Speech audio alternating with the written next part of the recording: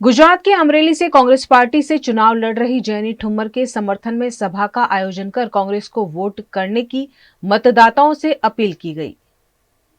गुजरात में चुनाव प्रचार को अब 2 ही दिन बचे हैं। इसी बीच अमरेली के धारी में नर्मदेश्वर मंदिर में कांग्रेस की प्रत्याशी जैनी ठुम्मर के लिए सार्वजनिक सभा का आयोजन किया गया। लोकसभा चुनाव के मद्देनजर धारी नर्मदेश्वर मंदिर में आयोजित इस सार्वजनिक सभा में कांग्रेस के प्रताप दुधात, वीरजी ठुम्मर, कांति सतासिया समेत के कई कांग्रेस के नेताओं और कार्यकर्ताओं की उपस्थिति रही। साथ ही इंडिया गठबंधन के तहत आम आदमी पार्टी के कार्यकर्ता भी इस बैठक में शामिल हुए। बैठक में कांग्रेस की प्रत्याशी जैनी ठुम्मर को बड़ी लीड से जिताने का आह्वान मतदाताओं से किया गया।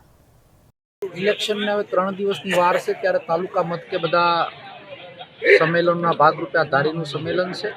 આખા જિલ્લાની અંદર આ પ્રકારે તાલુકા મથકના સંમેલનો અને સાથે સાથે બૂથ મેનેજમેન્ટની તૈયારીઓ ભાજપને જાકારો આપીને કોંગ્રેસ જીતવા જઈ રહી છે।